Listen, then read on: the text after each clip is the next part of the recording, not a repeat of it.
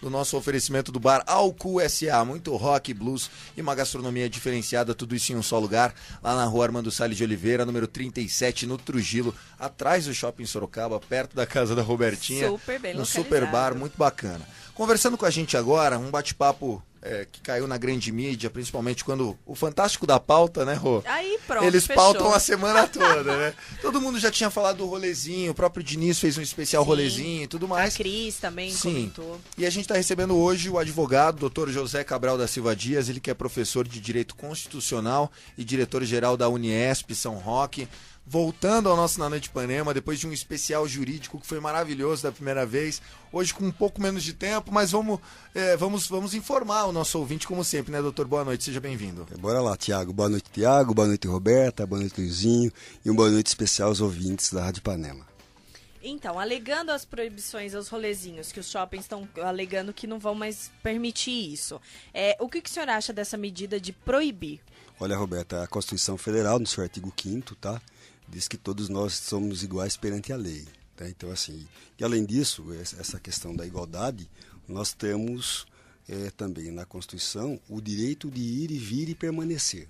Né? Então, quando o shopping vai até o Poder Judiciário e consegue um liminar da Justiça impedindo que essas pessoas tenham acesso ao shopping, assim, no meu entender, fere a Constituição. Fere o direito de ir e vir e de permanecer, né? E o direito de igualdade.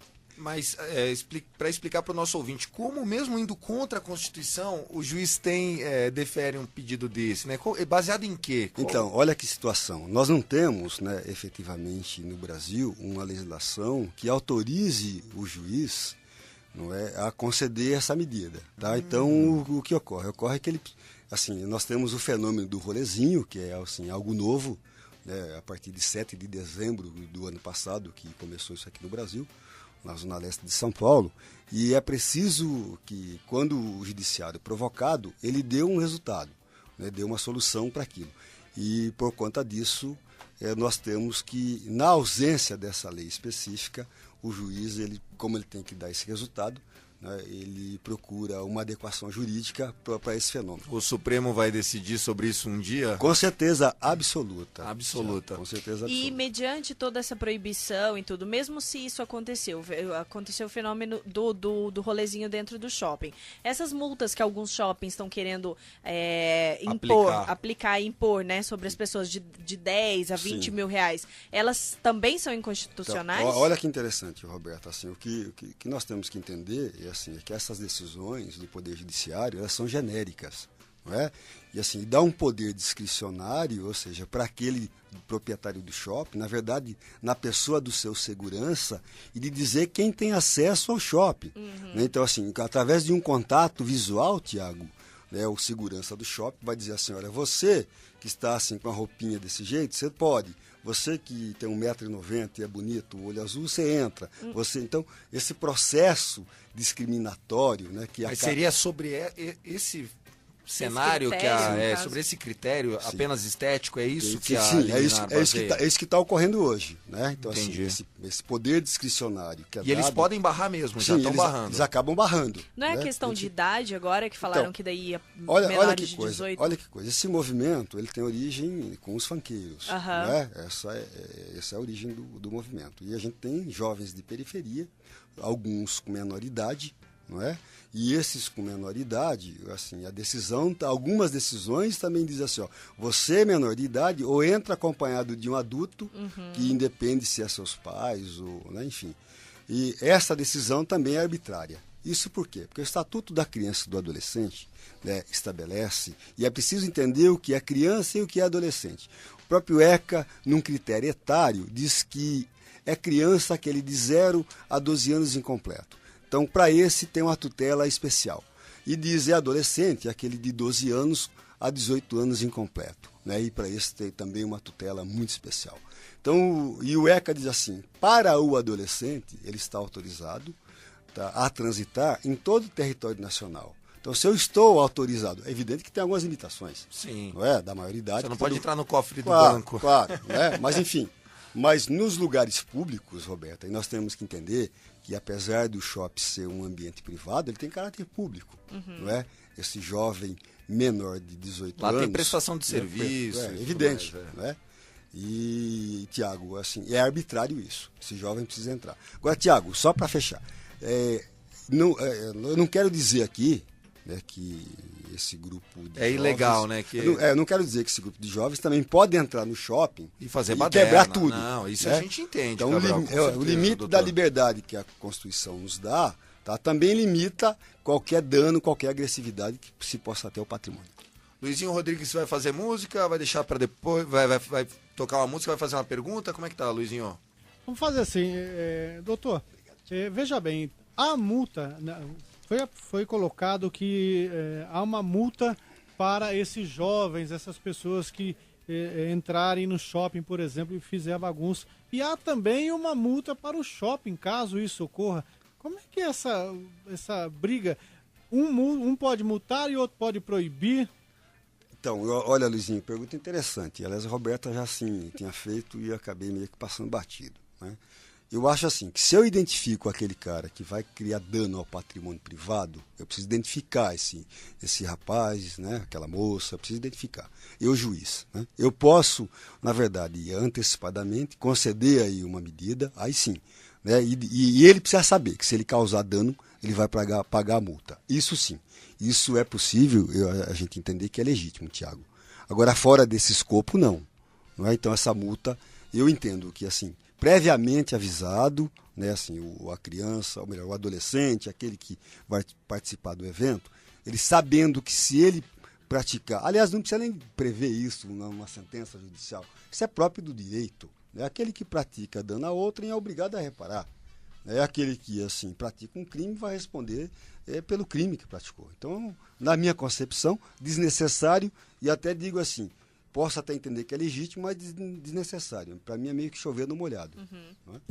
11 horas e 30 minutos, muito bom esse bate-papo com o Dr. José Cabral da Silva Dias. Daqui a pouco a gente volta com mais esse bate-papo. Ele vai falar da polêmica PEC 37, que é conhecida como a PEC da impunidade. Não sai daí. Você está ouvindo o programa Na Noite Ipanema num oferecimento de Poxnet, a internet banda larga na velocidade que você precisa, planos confiáveis para a sua empresa. Chega de reclamar de internet, né? Acabou. Acabou. Isso é coisa do passado. Exatamente. Procura a Poxnet, atendimento personalizado, exclusivo, dando um diferencial para sua empresa. Você contrata apenas aquela velocidade que você precisa e não aquela que está na propaganda da TV. Muitas vezes você vai pagar mais caro sem precisar. O telefone dos caras, 3232-3652. Também com a gente o Posto Bremen, ao lado do Shopping Iguatemi. Costumo dizer que assim, o shopping, que atendimento é de shopping, mas o precinho é de Votorantim, né, Robertinha? Baratinho. É bem legal, porque fica na divisa ali, o melhor ponto da cidade. O pessoal pode se assustar, mas não, a conveniência é completa e está esperando por você. 11h38, a gente vai retomar o assunto aqui, conversando com o Dr. José Cabral da Silva Dias. Dr. Cabral, ele que é advogado, ele é diretor-geral da Uniesp lá de São Roque. Doutor, a gente estava falando do rolezinho, então para finalizar, duas perguntas, uma minha e uma da Roberta, sobre esse assunto do rolezinho. Qual deve ser a reação da pessoa? Digamos que você está com a sua família no shopping e vê aquele bando e mexeram numa correntinha da sua filha, por exemplo. Uma situação extrema. Sim. E aí você, no momento de fúria, você vai para cima do moleque. O moleque é menor de idade e tudo mais. Desfere um golpe, dois, enfim, tem que ser separado. Existe um sentimento de legítima defesa nesse caso? Como é que funciona isso? Olha, Tiago, boa pergunta. Na verdade, assim, a própria legislação infraconstitucional, tá? O Código Penal, para ser mais específico, do seu artigo 23 ao 25, tá? Prevê lá uma espécie normativa chamada de legítima defesa, tá? Então, assim, é claro que todo enfrentamento tem que ser evitado, mas numa situação, assim, dessa, de risco iminente, como você está colocando, eu acho que você deve refutar, claro, com equilíbrio, né? Sim. Mesmo porque o instituto que eu acabei de me referir, tá, ele penaliza também o excesso da legítima defesa. Não é? Então você tem que usar os meios necessários para refutar essa agressão sem exceder. Não é? Assim, esperamos que isso não ocorra, mas do ponto de vista jurídico isso é possível. Legal. E na opinião do senhor, para fechar, qual que seria a melhor solução para acabar com essa atividade de vez do rolezinho? Olha, Roberto, eu acho que assim, é necessário que todos possam discutir o tema com mais profundidade. Não é preciso que todos os atores desse cenário possam participar de uma discussão. Não é? Isso é um fenômeno novo aqui no Brasil e assim, essa facilidade que as pessoas têm de se encontrar na internet, com as redes sociais. Isso é um fenômeno que para a gente causa certa surpresa. E é evidente que é um caminho sem volta. Nós teremos isso, eu espero que não com enfrentamentos, mas é preciso que toda a sociedade organizada possa ir para uma grande discussão, tá? Enfim, achar o equilíbrio. Né? Porque do jeito que está, de fato, assim, põe em risco a segurança das pessoas. Tá? E assim, as decisões, como eu já disse, acabam ferindo a Constituição.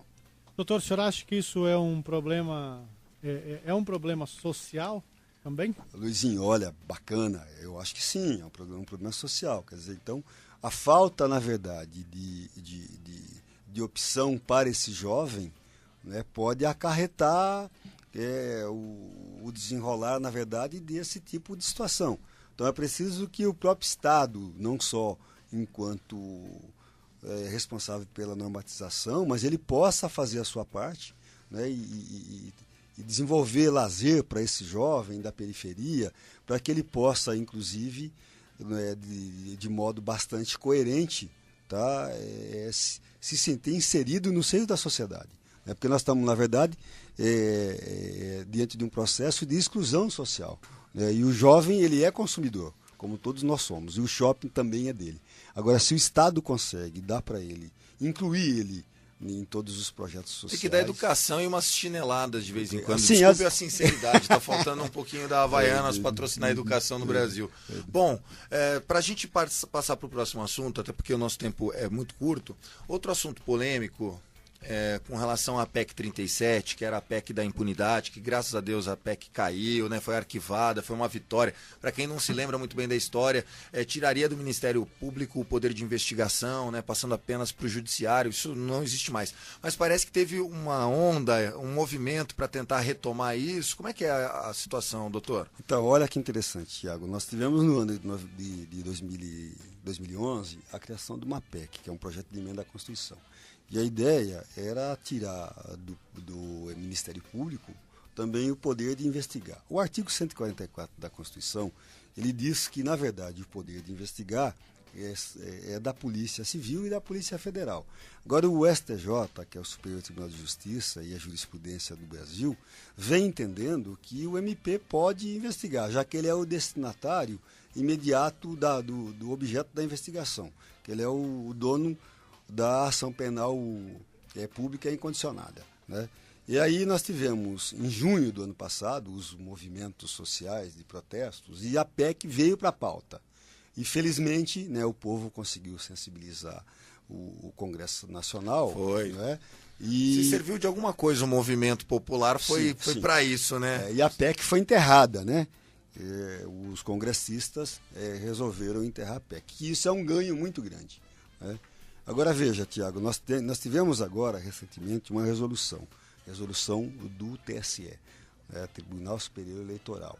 E essa resolução, a meu ver, ela é extremamente perigosa. Por quê? Porque assim, nós temos um sistema no Brasil chamado sistema acusatório, onde você tem a polícia que investiga e com o Ministério Público, onde você tem o promotor que faz a denúncia, está de acordo com o artigo 127 da Constituição, e você tem o advogado que defende. O papel do juiz, até então, é assim, administrar o processo e, ao final do processo, dar a sua sentença. Né? O que ocorre? Ocorre que agora os crimes eleitorais, tá, de modo bastante específico, para que ocorra a investigação, é necessário que o juiz autorize. E assim, a meu ver, isso é muito perigoso. Isso é perigoso. Isso é extremamente perigoso. Exatamente. O papel do juiz não é... E qual é a solução desse caso? O Supremo vai intervir? Eu penso, isso é recentíssimo, tá? Isso é desse ano, para ser mais específico. Eu penso que essa resolução, é um ato do TSE. Então, os ministros se reúnem, tá? E eles editam essa norma. Eu tenho a impressão que o próprio TSE, para ser coerente, precisa rever essa decisão e não deixar chegar ao STF. Para não existir um confronto, né? Bom, vamos lá. Agradecendo já a sua participação, até vou comentar aqui rapidamente sobre a notícia do dia, a mais importante na minha opinião, que foi que a família do José Genuíno anunciou que na manhã de hoje conseguiu arrecadar o dinheiro previsto da multa, que faz parte aí da pena que ele está sendo obrigado a pagar pelos crimes que ele foi acusado e tudo mais, culpado. É legítimo fazer esse tipo de coisa para pagar uma multa? Brasileiro... É interessante, né? Essa cotização do Partido dos Trabalhadores também é algo novo para nós, né? Assim, porque toda a pena, ela, na verdade, toda a decisão judicial condenatória, ela tem dois escopos. Ela tem a pena propriamente dita, e, né, que pode ser, na verdade, uma pena corpórea, onde o indivíduo fica segregado, não é? E traz também uma pena pecuniária, é preciso pagar para o Estado. Esse pagamento vai para um fundo, chamado Fundo Penitenciário, não é? Mas assim, é a primeira vez na história que nós estamos Mas vendo. Foi legítimo que a família do Genuíno fez? Penso que sim. Né? Se virar moda, ferrou, né, Roberta? Mas já estão querendo, os outros também já estão querendo fazer isso. O que me parece, até vou sair um pouco do mérito jurídico e só colocar no mérito da reflexão, é que acharam um jeito para lavar dinheiro para pagar a multa, entendeu? Abre-se um site, vem um goleiro, deposita 200 mil e vambora, entendeu? Porque não é possível, gente. Não é possível que 690 mil foram arrecadados em 9 dias. Lamentável. Sim, nós apenas estamos... esses brasileiros que depositaram de 5 a sei lá quantos reais... estão pagando uma multa que não é deles, entendeu? Estão deixando a pessoa impune a um crime que foi provado, que foi cometido. Doutora, agradeço mais uma vez pela participação e já fica agendado um próximo bate-papo, porque é sempre muito bom conversar com você, tá bom? Tiago, uma honra passar esse pedaço de noite com você, com a Roberta e com o Luizinho, e todas as vezes que vocês me convidarem, estarei aqui. Uma boa noite aos seus ouvintes e a você. Valeu. Doutor José Cabral da Silva Dias, advogado, ele que é diretor-geral da Uniesp de São Roque. Agora 11h47 a gente vai de música e na volta tem o Ipá e Bola, faz 1-2 ao vivo, estreando aqui no Na Noite Ipanema. Na Noite Ipanema.